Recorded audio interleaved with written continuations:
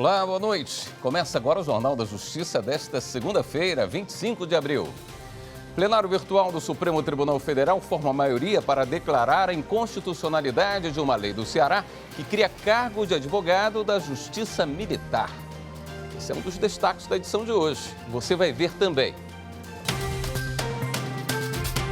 Ministro Luiz Roberto Barroso retira sigilo e encaminha documentos da CPI da pandemia à Polícia Federal. Ministro Alexandre de Moraes suspende prescrição de processos por improbidade administrativa. E uma parceria inédita dos tribunais eleitorais do Pará e do Amapá para atender jovens eleitores.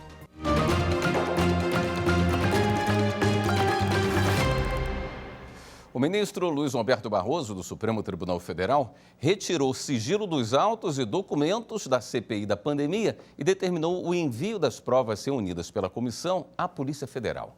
O ministro atendeu ao pedido da Procuradoria-Geral da República. A Procuradoria-Geral da República argumentou no pedido apresentado ao Supremo Tribunal Federal que o relatório final da CPI da pandemia não foi preciso ao ligar as condutas supostamente criminosas aos documentos colhidos durante a investigação.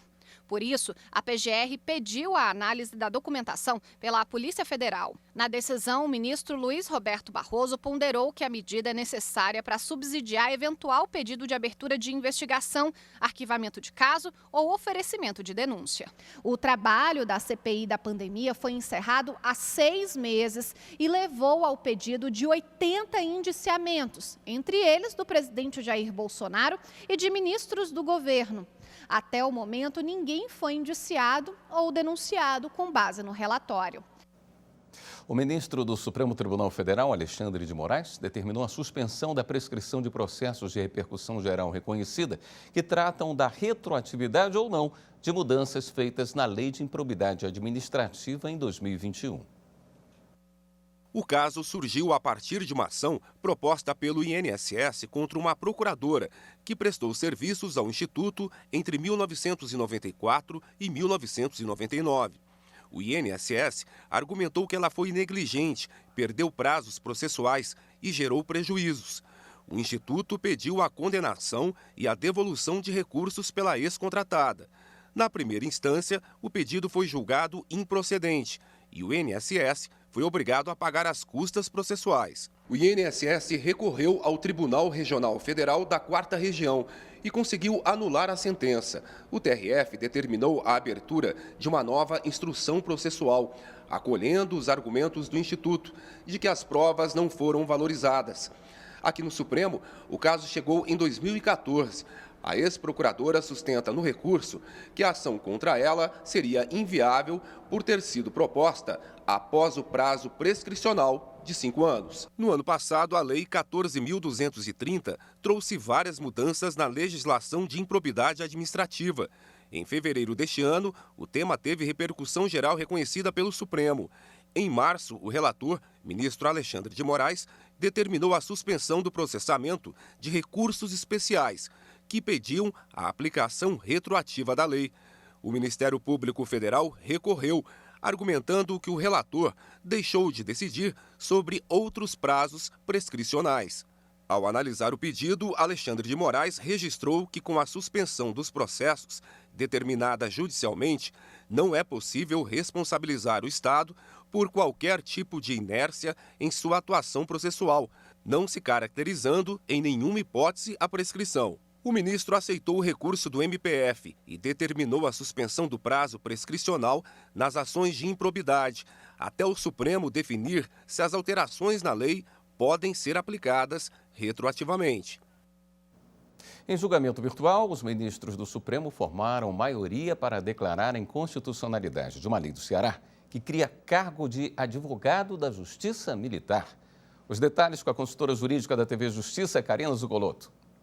E está em julgamento no plenário virtual da Suprema Corte, com data para encerramento amanhã, dia 26 de abril, uma ação direta de inconstitucionalidade em que é questionado o dispositivo de uma lei do Estado do Ceará que teria determinado a recriação de 2 cargos de advogado da Justiça Militar no âmbito do Estado para a assistência gratuita de praças e militares de patentes diversas. O Procurador-Geral da República é o autor dessa ação direta de inconstitucionalidade e diz que a norma deve ser declarada inconstitucional porque as funções exercidas por esse advogado da Justiça Militar seriam as mesmas funções exercidas pelo defensor público, que deve atuar no âmbito de todo o Estado, e que também a Lei Complementar número 80 de 94, que organiza a Defensoria Pública da União, do Distrito Federal e territórios e estabelece normas gerais para as defensorias públicas dos estados, não fala em justiça, em advogados da Justiça Militar no âmbito dos estados. A relatora dessa ação é a ministra Rosa Weber, que disse que esse modelo criado de assistência gratuita no âmbito do estado do Ceará não é compatível com o modelo constitucional e que deve ser declarado inconstitucional.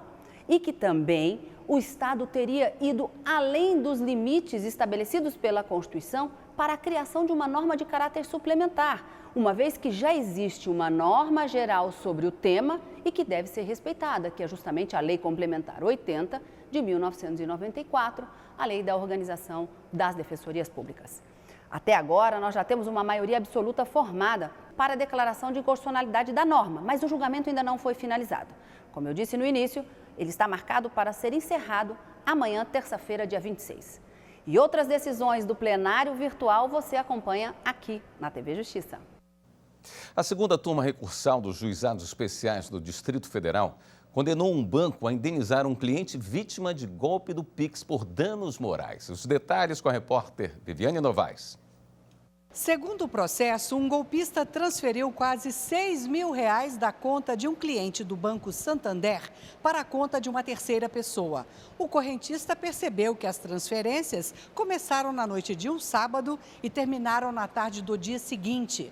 De acordo com a juíza Marília Sampaio, do Juizado Especial do Distrito Federal, o fornecedor de serviços responde pela reparação dos danos causados aos consumidores na prestação dos serviços, independentemente da culpa.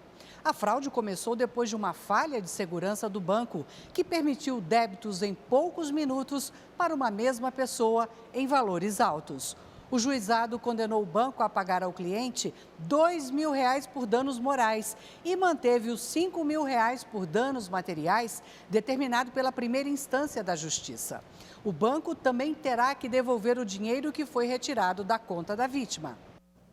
O Ministério Público Federal em Brasília abriu inquérito para apurar a decisão do Ministério da Justiça, que mudou a classificativa indicativa do filme Como se tornar o pior aluno da escola.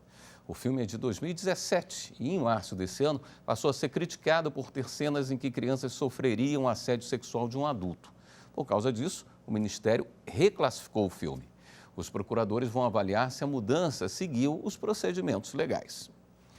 Um concurso para o cargo de agente administrativo da Defensoria Pública da União no Piauí, que previa vagas apenas para cadastro reserva, foi parar na Justiça. Candidato ao cargo de agente administrativo da Defensoria Pública da União no Piauí, procurou a Justiça para ser nomeado. Ele alegou que a instituição conta com grande quantidade de servidores cedidos e terceirizados, exercendo atividades que seriam de competência do cargo, procurando demonstrar a necessidade de serviço e a existência de vaga. No entanto, o edital do concurso previu apenas cadastro de reserva sem vaga disponível. Na decisão, o juiz federal convocado Roberto Carlos de Oliveira, relator do caso, entendeu que o direito à nomeação somente é garantido àqueles candidatos aprovados dentro do número de vagas existentes ou das que surjam dentro do prazo de validade do concurso. O caso foi analisado pela 6ª turma do TRF da 1ª Região e, de forma unânime, confirmou a sentença da 5ª Vara da Seção Judiciária do Piauí, negando o pedido de nomeação e posse do autor. Para o juiz federal Roberto Carlos de Oliveira, forçar a administração a nomeação do candidato aprovado fora do número de vagas ou em cadastro de reserva, sem considerar o interesse e a necessidade de vagas, seria, no mínimo, ilegítimo. Veja a seguir, uma ação inédita entre tribunais eleitorais do Pará e do Amapá para atender jovens eleitores. Eu volto já. A TV Justiça foi um grande avanço para levar conhecimento e direito para todos os brasileiros. Quando a gente pensa no nosso ordenamento jurídico, a gente verifica que ele é muito denso, muito extenso, e quem não é da área de direito realmente não sabe quais são essas normas. Daí a importância da TV Justiça de levar esse conhecimento a todas as pessoas. Então, isso é algo que fez com que o direito se democratizasse, não fosse apenas daquelas pessoas que estavam lidando ali com o direito no dia a dia.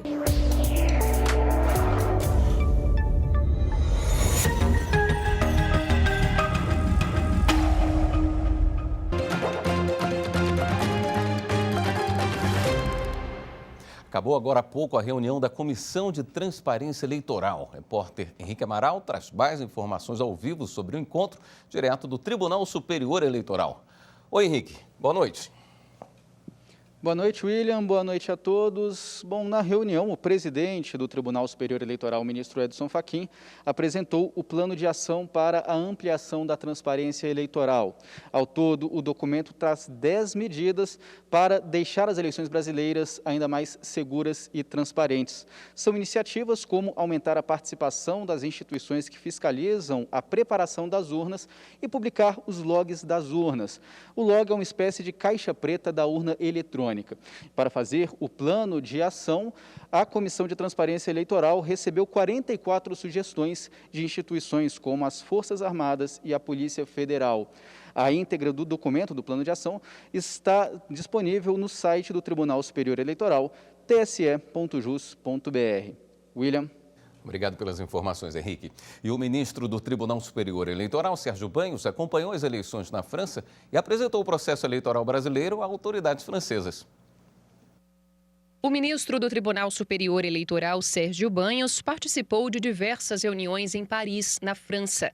Ele foi acompanhar o segundo turno das eleições presidenciais. Com 58,2% dos votos, o candidato Emmanuel Macron foi reeleito. As eleições da França também contam com urnas eletrônicas. O ministro Banhos conversou sobre o tema com autoridades francesas. Ele destacou que as eleições brasileiras possuem diversas formas de auditoria, ou seja, de checagem do processo, antes, durante e depois da votação. Banhos também convidou as autoridades para acompanharem as eleições gerais brasileiras em outubro e reforçou que a comunidade internacional deve se reunir para defender as instituições e fortalecer o regime democrático, bem como para combater a desinformação. Uma parceria entre o Tribunal Regional Eleitoral do Amapá e do Pará leva atendimento a jovens para os municípios fronteiriços de Monte Dourado e Laranjal do Jari.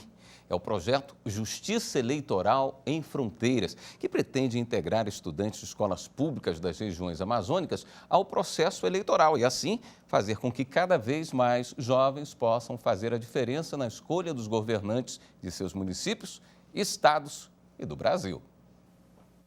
Jovens de Laranjal do Jari, no Amapá, e de Monte Dourado, no Pará, puderam tirar o título de eleitor durante uma ação inédita dos tribunais regionais eleitorais dos dois estados. A atividade Justiça em Fronteiras durou 5 dias. O trabalho funciona de forma conjunta para levar cidadania aos jovens da região amazônica. O Amapá e o Pará tiveram uma ideia. Vamos fazer ação juntos? Uma ação que nós levássemos, me permitam tirar isso, uma ação que nós levássemos o conhecimento aos jovens para que eles começassem a ser atores responsáveis pelo seu futuro. Laranjal do Jari foi castigada com enchentes e os moradores passaram por momentos de muita dificuldade. Mas isso não impediu esse projeto de cidadania. Pelo contrário, numa ação emergencial, o Tribunal Regional Eleitoral, a Fundação Banco do Brasil e a Petrobras distribuíram 300 vouchers de auxílio gás, que beneficiaram cerca de 300 famílias. Laranjal do Jari também foi palco da inauguração do programa ABC da Cidadania, que tem como meta diminuir os índices de analfabetismo eleitoral e ampliar a participação social e política dos cidadãos. Os alunos de 13 a 18 anos participaram de palestras sobre educação eleitoral e identificação e combate a fake news. Aprenderam como as notícias falsas atrapalham o processo eleitoral. Eles também ouviram sobre como é importante a participação dos jovens no processo eleitoral. Pelo meio do voto, e o dia que vocês depositarem naquela urna que está lá fora, o voto de cada um, vocês estarão decidindo o futuro não só de vocês, mas o presente de quem vive aqui nesta cidade. O Superior Tribunal de Justiça decidiu que não se exige revisão periódica da prisão preventiva de réu foragido. O entendimento do colegiado foi o de que não há o dever de revisão de ofício da prisão preventiva a cada 90 dias, como prevê o Código de Processo Penal, quando o acusado está foragido. A decisão manteve o entendimento do Tribunal de Justiça de São Paulo, que negou habeas corpus para um réu foragido acusado de associação criminosa, crime contra a economia popular e crime contra as relações de consumo. A defesa sustentou, com base na literalidade do Código de Processo Penal, que o Código para a revisão da prisão preventiva a cada 90 dias, sem a qual a medida se torna ilegal, seria a sua decretação pelo órgão judicial competente, independentemente de execução. O relator do recurso no STJ, ministro Ribeiro Dantas, considerou que não seria razoável nem proporcional obrigar todos os juízos criminais brasileiros a revisar de ofício, a cada 90 dias, toda e qualquer prisão preventiva decretada e não cumprida, tendo em vista que, na prática, há réus que permanecem foragidos por anos.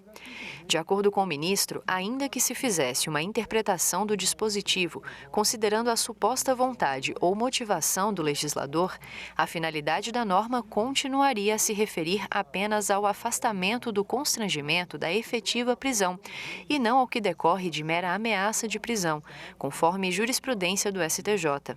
O relator ressaltou ainda que a inexistência do dever de reexame da prisão de ofício não impede que o acusado foragido, por meio de sua defesa, provoque periodicamente o juízo na tentativa de revogar ou relaxar a prisão.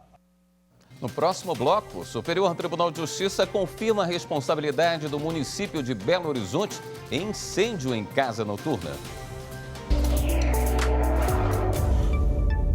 A TV Justiça é uma plataforma da cidadania brasileira. Por meio dela, as brasileiras e os brasileiros conseguem compreender melhor os seus direitos, as suas liberdades e se enxergarem enquanto protagonistas da Constituição para além do Poder Judiciário. Só é possível a cidadania e a democracia num país em que haja um espaço como a TV Justiça.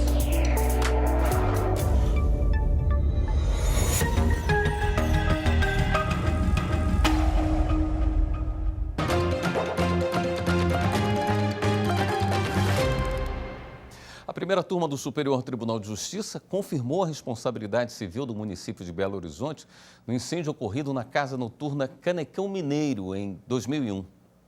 O incêndio ocorreu durante uma apresentação musical. Por causa do uso de artefato pirotécnico por um dos integrantes da banda, faíscas atingiram as placas de isopor que forravam o teto e provocaram um fogo. 7 pessoas morreram e mais de 300 pessoas ficaram feridas. O Tribunal de Justiça de Minas Gerais reconheceu a responsabilidade civil do município, pois a casa de show não tinha alvará de funcionamento nem havia adotado medidas de prevenção de incêndio. Aqui no STJ, em recurso especial, o município sustentou que a apontada falta de fiscalização não o tornava civilmente responsável diante dos danos morais, materiais e estéticos causados às vítimas. Para o relator, ministro Sérgio Cuquina, o Tribunal Mineiro, com base nas provas do processo, concluiu que o município falhou no exercício do poder de polícia, pois não impediu o funcionamento da casa noturna sem alvará. De acordo com o ministro, a eventual alteração dessas conclusões para afastar a responsabilidade do município demandaria novo exame de fatos e provas, o que é vedado pela súmula 7 do STJ. A primeira turma, então, por unanimidade, negou o provimento ao recurso especial do município de Belo Horizonte. O Diário Oficial da União publicou nesta segunda-feira o decreto do presidente da República, Jair Bolsonaro, que nomeia o desembargador Sérgio Pinto Martins como ministro do Tribunal Superior do Trabalho. Sérgio Pinto Martins ocupará a vaga do ministro Alberto Bresciani, que se aposentou em dezembro do ano passado. A trajetória do magistrado no Poder Judiciário iniciou em 1990, quando tomou posse como juiz substituto no TRT da 2ª Região em São Paulo. Em 1994, foi promovido por merecimento ao cargo de juiz titular. Em 2007, recebeu nova promoção, também por merecimento, ao cargo de desembargador do TRT da 2ª Região. No tribunal, ele dirigiu a escola judicial e, desde outubro de 2020, exercia o cargo de corregedor regional. A sessão solene de posse do novo ministro do TST será realizada no dia 19 de maio, juntamente com a ministra Morgana de Almeida Richa. Na mesma data, também serão empossados oficialmente os ministros Amaury Rodrigues Pinto Júnior e Alberto Balazeiro, que já haviam tomado posse administrativamente. Ministro Humberto Martins e equipe da presidência do Superior Tribunal de Justiça se reúnem para receber cidadãos em nova edição do projeto Fale com o Presidente. Esta é a 14ª vez que o Tribunal da Cidadania abre as portas para a população recebida pelo presidente da Corte, ministro Humberto Martins, como parte da agenda institucional do STJ. O balanço é muito positivo.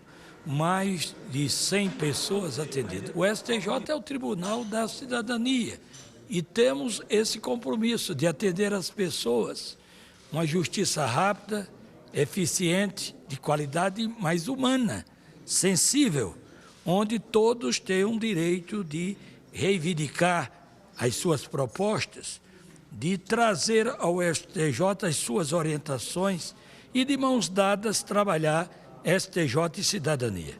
O estreitamento da relação do Poder Judiciário com a sociedade por meio do projeto Fale com o Presidente tem se consolidado cada vez mais. Eu achei bem incrível essa oportunidade de expandir para outras pessoas que não são do STJ e não são advogados, porque dá oportunidade para outras pessoas que, de alguma forma, se não fosse pelo projeto, não conseguiriam chegar até aqui. É uma verdadeira honra poder estar aqui, conversei com ele. Esse projeto é bacana porque ele reúne pessoas, vem trazendo pessoas de fora para poder conhecer. Seria muito bom se continuasse e seria muito bom se em outros lugares tivesse também. As audiências individuais com o presidente do STJ acontecem uma vez por mês, seguindo todos os protocolos de segurança sanitária necessários. Para participar, é só enviar um e-mail para falecomopresidente@stj.jus.br e a confirmação é feita via e-mail até 48 horas antes do evento. O combate à violência doméstica e familiar contra a mulher se faz em rede e, para sua efetividade, exige atendimento especializado. Nesse sentido, saber ouvir, acolher, orientar e fortalecer a vítima é papel essencial da rede de proteção. Por isso, o Tribunal de Justiça do Rio Grande do Sul realizou a capacitação para enfrentamento da violência contra a mulher pelo Poder Judiciário. A capacitação da Ouvidoria da Mulher é direcionada para servidores e estagiários do TJRS.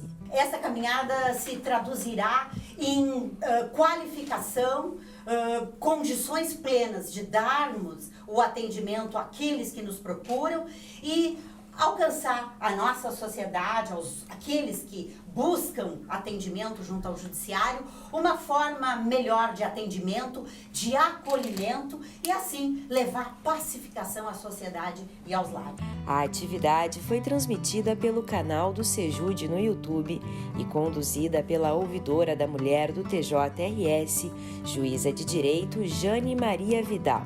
O primeiro curso de capacitação em violência contra a mulher, coordenado pela Ouvidoria da Mulher do Tribunal de Justiça, recentemente instalado, que busca o fortalecimento dos direitos humanos e da cidadania de homens e mulheres, enfim, de todos os cidadãos. A juíza de direito Márcia Kerr, da primeira vara da violência doméstica e familiar contra a mulher de Porto Alegre, estuda as relações abusivas no contexto literário. Intuitivamente eu me dei conta de que a minha busca pessoal tinha que ir além do direito. Tinha que ir além do direito para que eu pudesse trabalhar também com dados que criam a nossa história, que criam essas realidades com as quais nós lidamos. A juíza titular do 1º Juizado da Violência Doméstica e Familiar contra a Mulher da capital, juíza de direito Madiele Franz Machado, fez um apanhado das principais normativas nacionais e internacionais de proteção dos direitos humanos das mulheres. Nós aqui em Porto Alegre temos essa oportunidade de trabalhar com grupos de acolhimento para as mulheres, também com a arte-terapia, né? Também com a aromaterapia. Então, acho que isso também tem que ser levado, tudo isso que a Márcia está propondo aqui para a gente, também ser levado para o dia a dia. Em 2021, foram realizadas 45 mil visitas pela Patrulha Maria da Penha.